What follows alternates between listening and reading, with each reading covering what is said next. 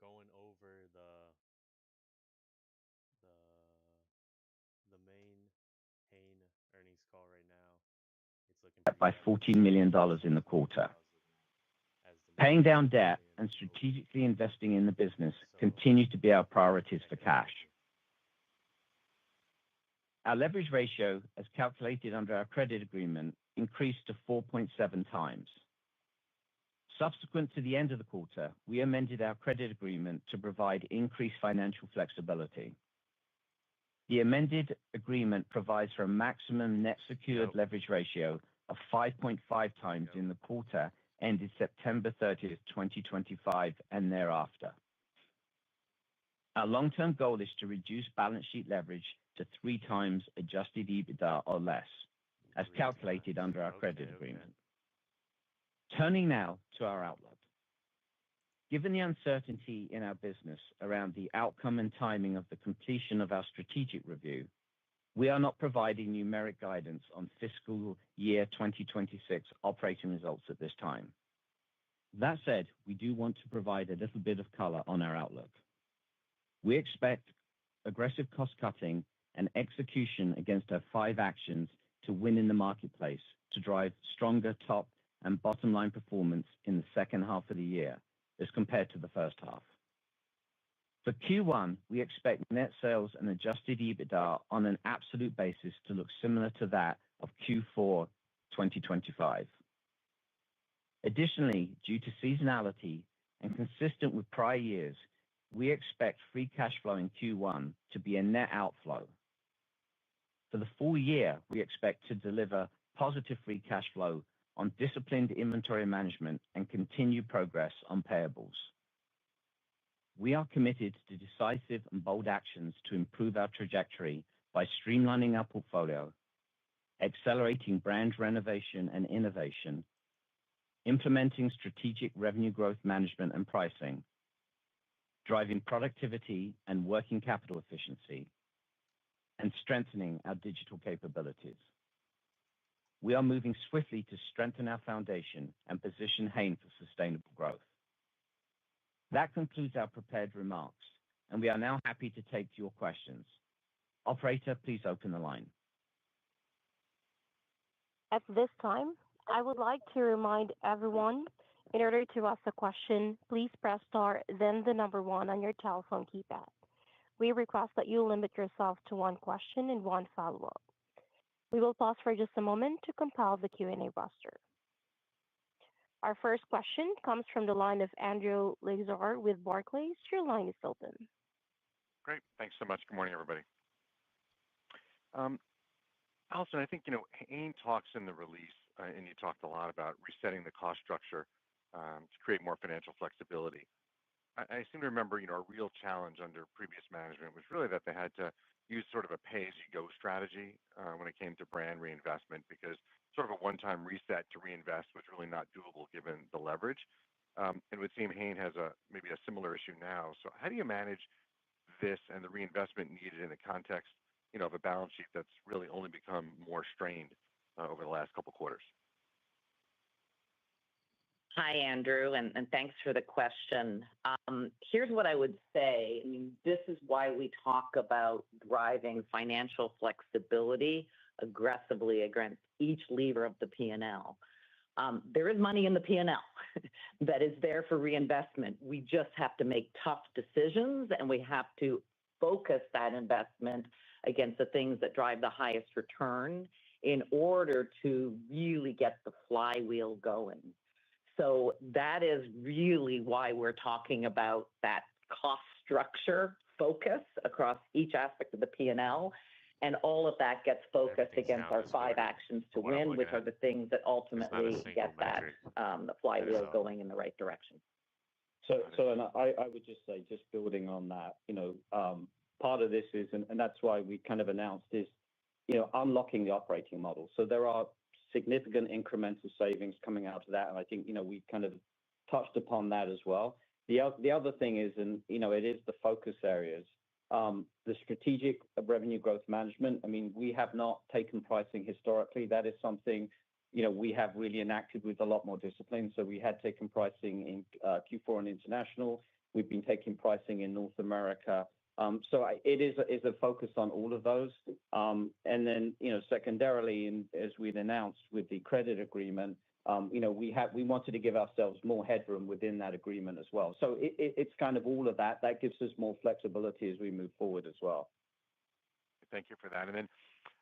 Based at least on how the portfolio is constructed currently, Lee, what's sort of the floor on EBITDA for fiscal 2026 to sort of remain within your new credit agreement? Without giving a specific number, I think what you can look at is, as we closed out Q4, we had a 4.7 times. I just remind you, this is based on the bank-defined EBITDA. We've got now a headroom of 5.5. You can kind of back into the 4.5, the bank-adjusted number, and then you can see, we've got a comfortable cushion as we move forward during the year. Thank you so much. Our next question comes from the line of John Solero with Stephens. Your line is open. Hey, Allison. Hey, Lee. Good morning. Thanks for taking our question. Hey. Allison, I appreciate all the details around some of the optimization efforts you guys have underway, but I would say some of the themes are similar to roughly what we heard 2 years ago at the Hain Reimagined at the Investor Day, the focus on kind of innovation and operational simplification.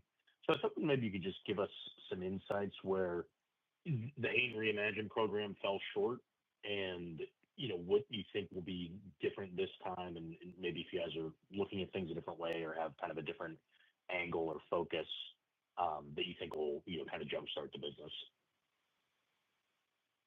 Sure. Thank you for the question. I would start by saying, and I think I said this in the script, that overall there was a lot of work put against people, process, and structure versus sort of unleashing that people, process, and structure through decisions and actions. I think what you see differently now is some of the examples that we provided in the script where we have pricing against almost every category in our portfolio, both at the international and North America level. That has a significant value to our P&L, our ability to generate cash. The second area I would say is in innovation. We have innovation against almost every single one of our categories, and I referenced some of those. Massive renovation in our snacks business, which is getting at clean oils, getting at better salt flavor profiles, real cheese, more bold flavors, things that actually drive growth in the category. You see that in some of the convenience areas and yogurts, getting into single-serve yogurts. Innovation is definitely something that has ramped up. If you look at our pipeline, it's larger than it's ever been. You look at the level of launches we're doing, it's larger than it's been in quite some time. These are categories that require new news, and that new news is going to make a difference on our business.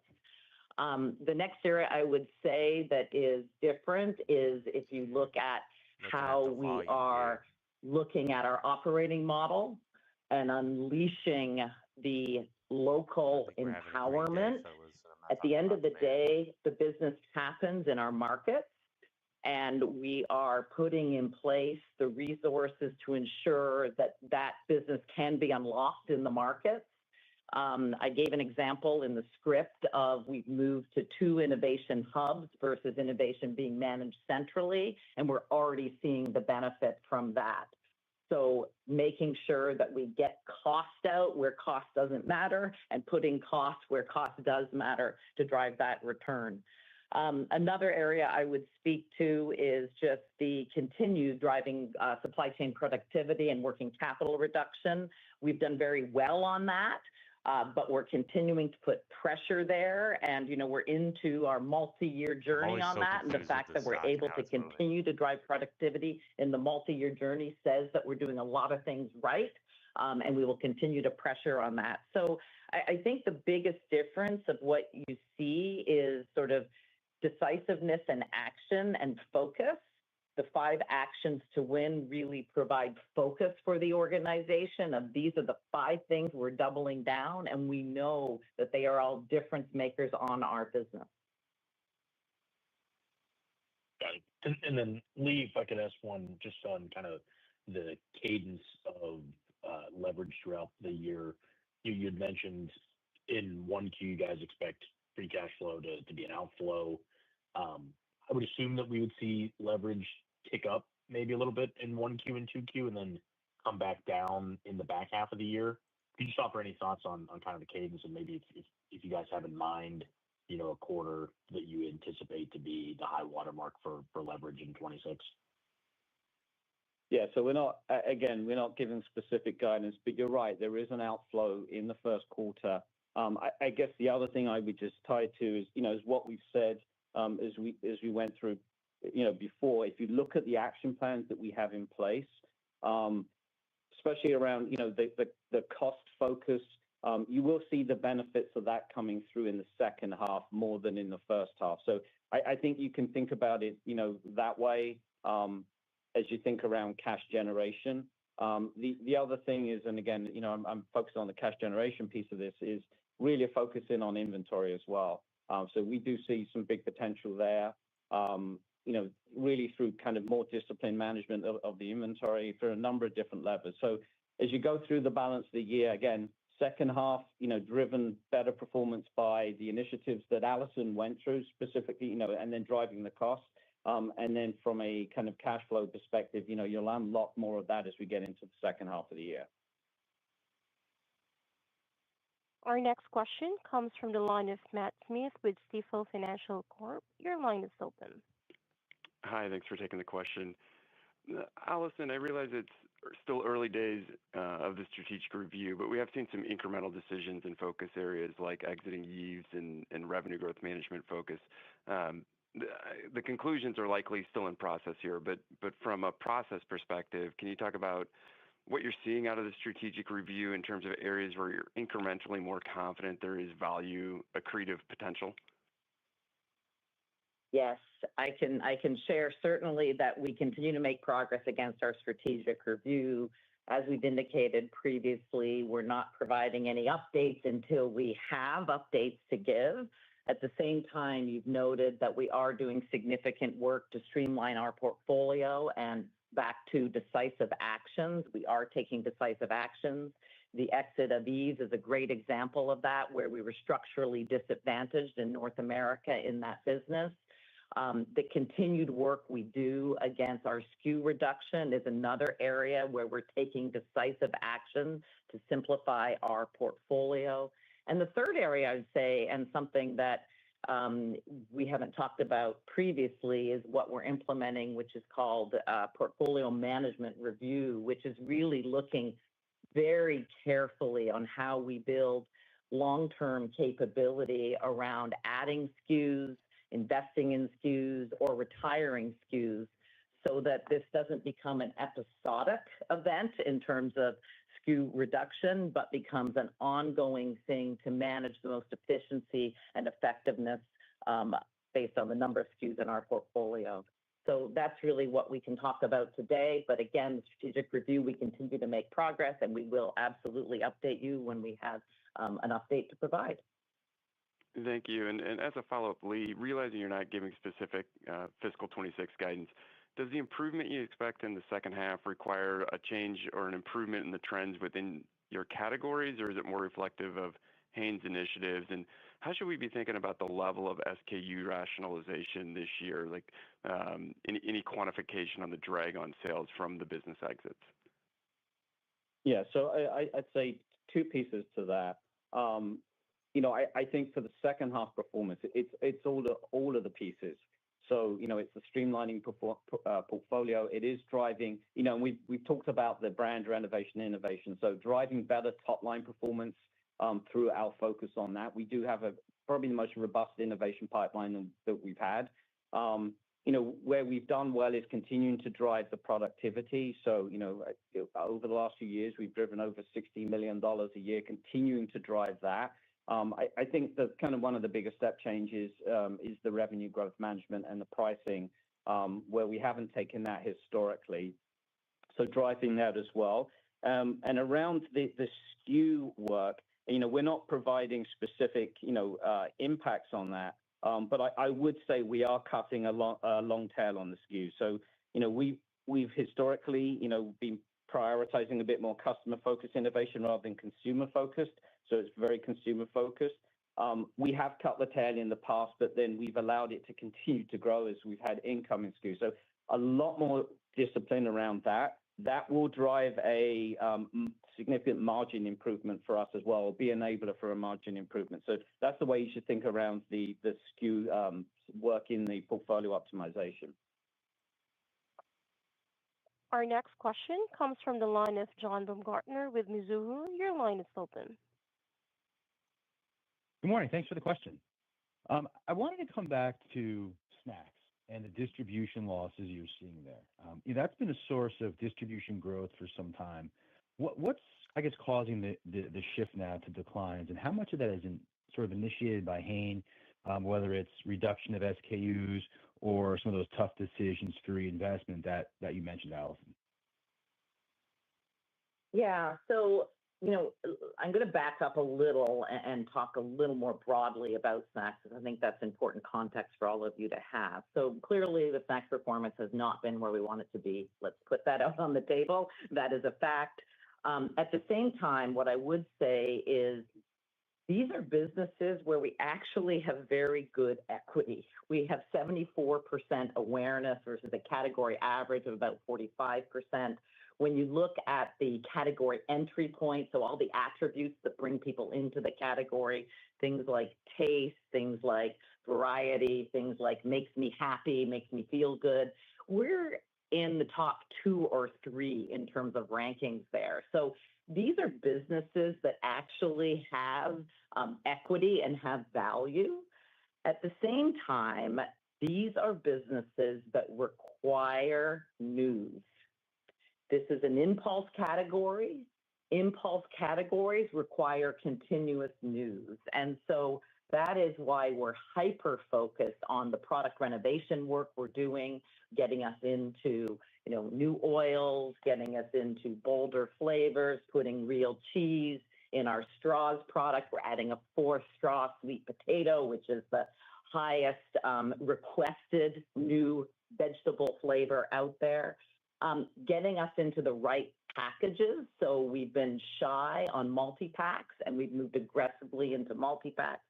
Ensuring that we have the right marketing. So, if I look back at January 25, we had 0 of our marketing in digital and social. We're now at 60% of our marketing in digital and social, which is critical for all businesses today, but particularly snacks business, where, again, there's so much competition. And then lastly, as you noted, on the distribution losses, really doubling down our focus on ensuring that we can gain distribution. But the way that we gain distribution is by having the news and the things that consumers and shoppers want. What we've seen is our retailers are responsive when we bring them news. And while very early days, we are seeing some very preliminary green shoots as we get the right product in the right package at the right retailer. And we're seeing that velocity does start to improve if I look on a period-to-period basis. Clearly, we have a lot of turnaround to do to get to overall growth in snacks, but that's where we're doubling down our focus. So I believe that answers your question on what it takes to actually not have distribution losses and to actually drive distribution and drive velocity against our snacks business overall. Yeah, thanks, Alison. Thanks for the detail. And to follow up, looking at the private label, the non-dairy beverages in Europe, that performance seems pretty well below where private label is performing, at least in the retail takeaway data. Is that just a function of customer mix for Hain, or is the business encountering some headwinds again, sort of retaining customers? Thank you. Yeah, so our non-dairy business, we did see some softness in the beginning of the 4th quarter, but we did exit the 4th quarter with growth in our non-dairy business in Europe. As you know, the European business overall is heavily private label, and that also includes, non-dairy. At the same time, we are focused, and you'll see as we head into 2026, driving value and driving innovation in that area with, new, sort of plant-based cream, new innovations in the barista area. So, again, what drives that growth is not different than what drives growth in other categories, which is bringing value to the consumer in form, in flavor, and we're focused on that as we go forward and believe that the growth on non-dairy will continue. And that's an important part of our business, as you know, in our international. Yeah, and we haven't been in a position of losing customers. I mean, I guess overall, we feel good. We're continuing to kind of win in that space. And as Alison mentioned, it's both branded and private label. I mean, the overall category is still in growth. We expect our business to continue to improve further in 26. So, with new contracts and innovations and then continuing high productivity. What do you So we guys feel think very, about very this? good I think about it's that pretty business. bad. I do not want to hear about their new cheese fries. Before another going half an to hour the or next so. question, again, if you would 5 like more to ask minutes, a we'll probably wrap question, it up. press star one on your telephone keypad. Our next question comes from the line of Antoinette Vendetti with Maxim Group. Your line is open. Thanks. Just on the people side, so you have a new regional operating model. How many regions do you have? How many people do you need to recruit or promote from within to run those models? And then just on the timeline for the divesting and restructuring, do you have sort of a timeline, or is that ongoing? And then just an update. I know the executive search is ongoing for a permanent CEO, but is there an expected timeline to make a decision there as well? Thanks. All right. So let me talk a little bit about the operating model changes that we're talking about. So I think the first thing to say is we have two regions, North America and international. And the majority of business in North America sits in the United States, and the majority of business in international sits in the United Kingdom. Okay, so that's the first thing to set.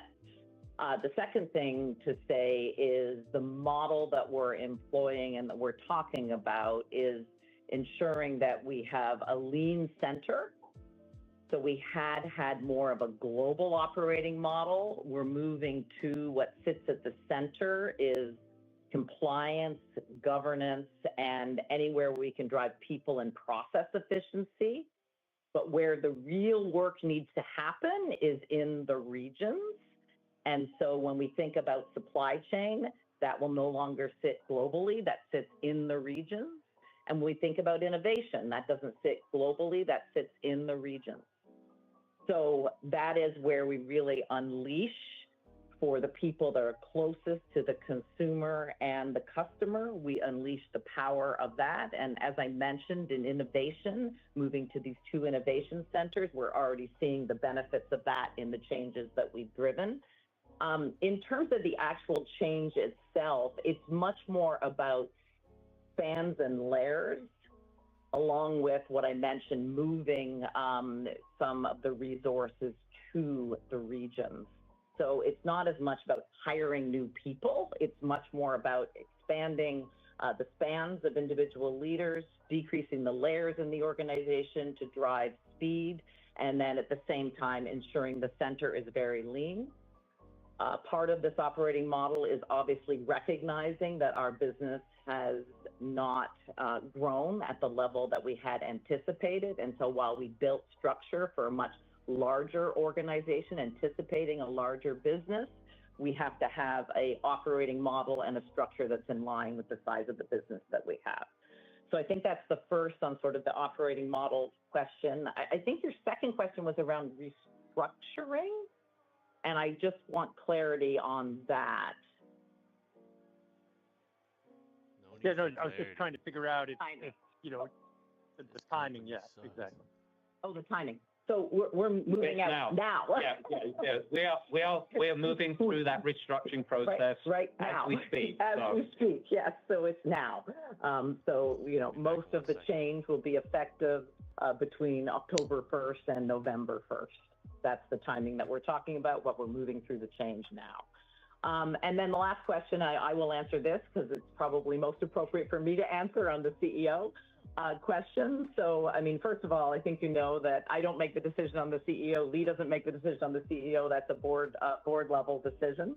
At the same time, what I can tell you is that the board is moving in parallel with the strategic review for the CEO replacement. In terms of the timing of that obviously will coincide with, as we again continue to move our strategic review forward. The reason for that, as you can likely imagine, is we need to ensure that we bring in a CEO with the right capability, with the right experiences for what this business is going to be in the future. At the same time, as you've heard from me, I am 100% engaged. I am energized by the work that we're doing. I am fully committed, and I, along with the board, are here to put Hain on a path to growth, to put Hain on a path where we can drive that flywheel and that sustainability of performance. So that is sort of what I can share with you at this time. Okay, thanks so much. I'll hop back in the queue. Appreciate it. Our next question comes from the line of Kaumil Gajrawala with Jefferies. Your line is open. Hey, everybody. Good morning. I guess a question a lot of times with restructurings with a balance sheet like this is there's a desire to put a restructuring in place that doesn't necessarily rely on top line recovery. And so to what degree, if all of these things that you talked about don't really come through in the way that you need it, you would prefer that it does, how much flexibility is it for the rest of the sort of P&L and balance sheet restructuring to work? So, Well, I can talk a little bit about top line is an important part of this. So obviously, when we talk about restructuring and all the work we'll do against cost structure overall across all levers of our P&L, I mean, we're doing that in the spirit of driving financial flexibility so that we can fuel the growth of the business.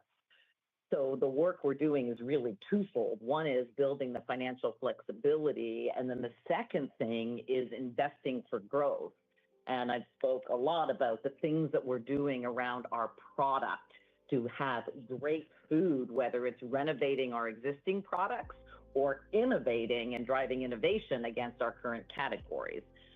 We talked about revenue growth management and investing in that capability. We're seeing the value of that with our ability to take pricing. But revenue growth management isn't just pricing, it's getting the price pack architecture right.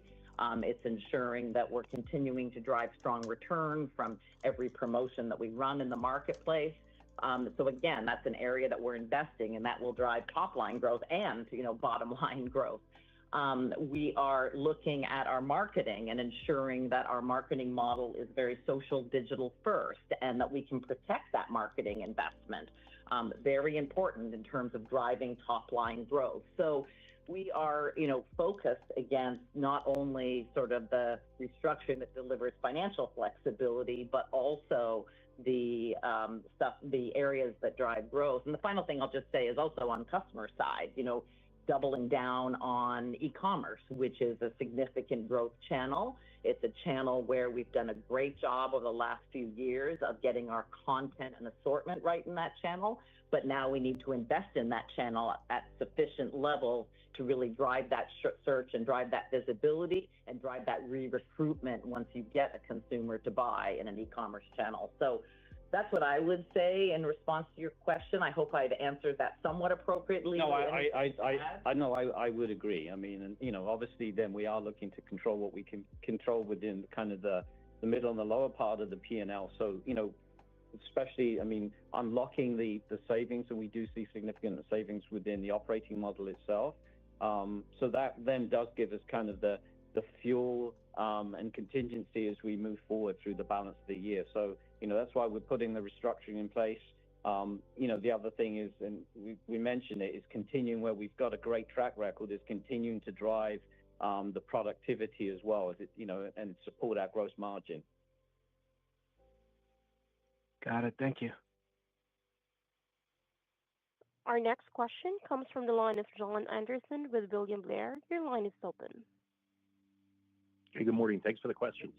I wanted to ask Alison or Lee, on the kind of the restructuring efforts around a shift from kind of global to more regional operating structure. Is that the basis of the majority of the people cost reductions that you talked about earlier? I think about 12% or so. And is that all baked into the productivity number that you gave, the $60 million in productivity for 2026? And would that kind of build in 27 or too early to say? So a couple of things. The focus around the 12% that we gave is around SG&A. It's not actually that productivity number. So it's incremental to that productivity number. So it's around the SG&A base. And then the way we would see that is, really beginning to get that full run rate by the end of this year. So I think we announced that we're working and kind of working through that restructuring right now, but you'd get that full run rate by, the full quarter. And again, it's people related SG&A. So outside of the productivity number that we've done a good job of delivering. Okay. And would that kind of build sequentially through the year, or is there a point in time where those benefits will kind of kick in? Yeah, I mean, it will build sequentially as you go through the year. But that's why I said by fourth quarter, you'd be at a full run rate by then. Okay. One of the other of the 5 key actions is stabilizing sales, and I'm just wondering if you could talk a little bit more about that. Obviously, the levers you're pulling in innovation, et cetera, marketing are key to helping that happen. But you have quite a few offsets in SKU rat, and then just in some of the underlying headwinds you're experiencing currently. Do you have kind of a loose time frame in mind for where we might see sales begin to stabilize, kind of on an aggregate basis? Yeah, so you're absolutely right that the actions to win, many of them are around how we accelerate sales. So if you think about renovation and innovation, if you think about revenue growth management and pricing, if you think about digital capabilities, e-commerce, and digital first marketing, those are all really around accelerating sales. When we talk about simplifying our business and SKU rat, we are talking about taking out SKUs that, quite frankly, are very small in terms of overall sales. And they add complexity to our business overall, but they don't add a lot in terms of the overall top line. And quite frankly, in many cases, not to the margins or the bottom line either. So we're being very smart about how we balance sort of the SKU reduction with getting to a point where, as I noted, one of our priorities is stabilizing sales to get to that stabilized sales position and ultimately to a growth sales position. But we're coming from behind, so it starts with stabilization as we move through the year and then getting to growth ultimately as we look at our further out models. I will turn the call back over to Alison Lewis for closing remarks. Great. Well, thank you, everyone, for being with us today. I'd close by just saying, our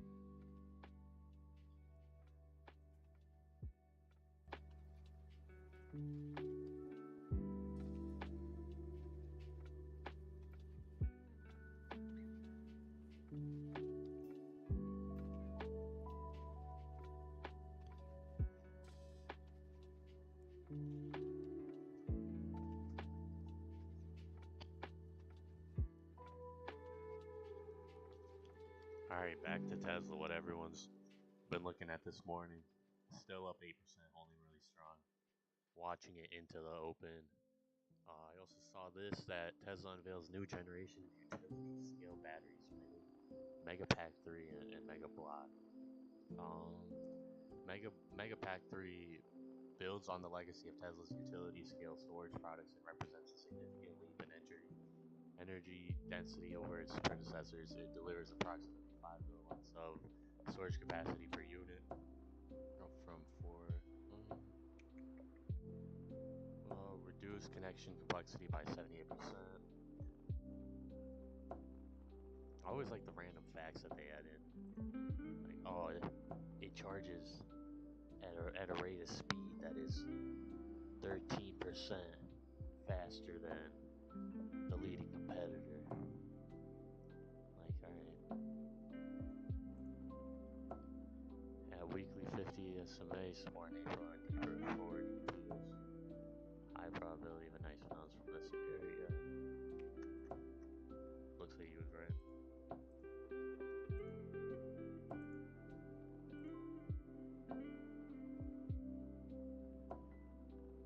Yeah, I was noticing that there's resistance at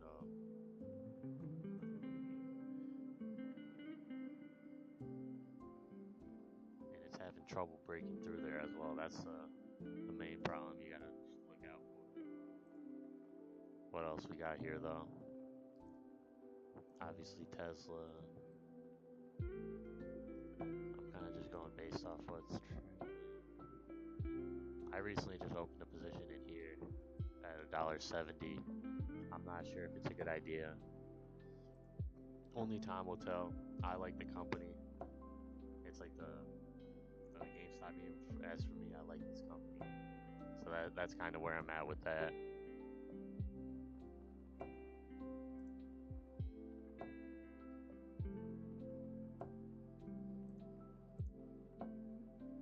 ASST. I know a lot of you guys might be on the fence about ASST. I'll tell you, now's the time. If you know anything, it's time to buy ASST. It's down 40% in the last few months, and there's a lot of room to grow still. And I think if you want to retire very soon, like with a lot of money, you're gonna want to buy some ASST. I think this could even see 42 today, depending on the volume output.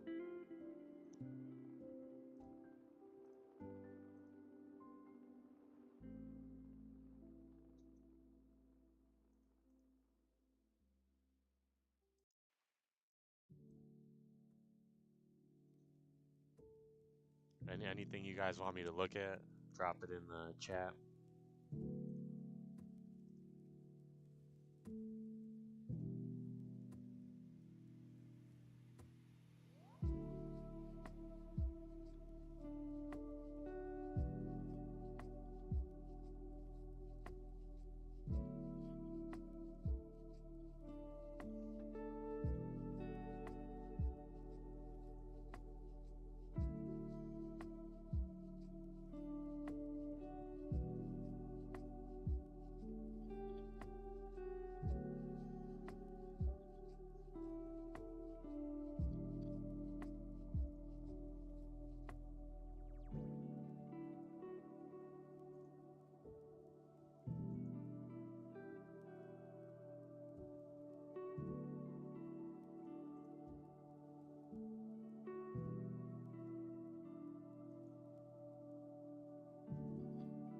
Microvast. And if you know anything about the Chinese stock market, you know this is a must buy. The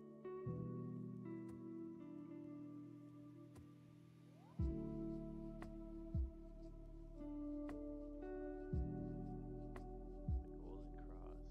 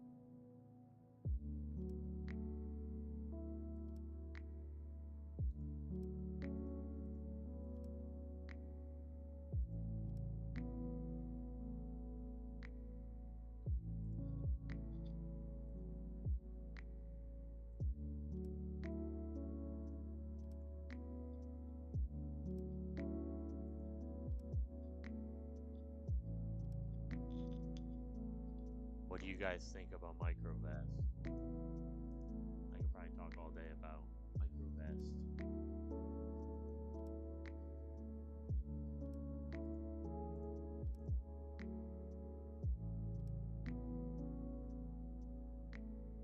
On this day, I got shares at 220.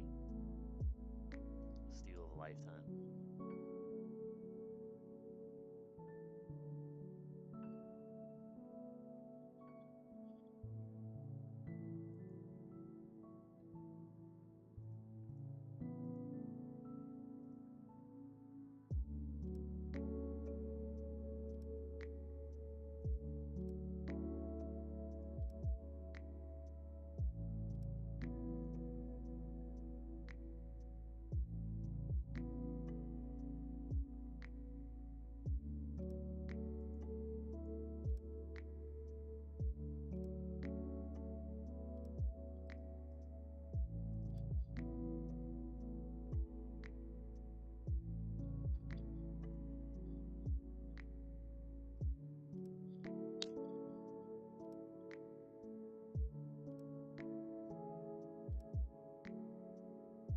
Dang, I already missed this one. I swear all these penny stocks are just up dubs. What's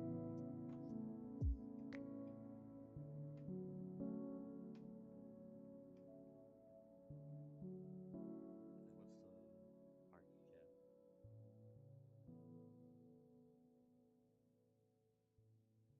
$6 million. You put $1 million in, you got 20% of the company. That's how I want it. That's nice.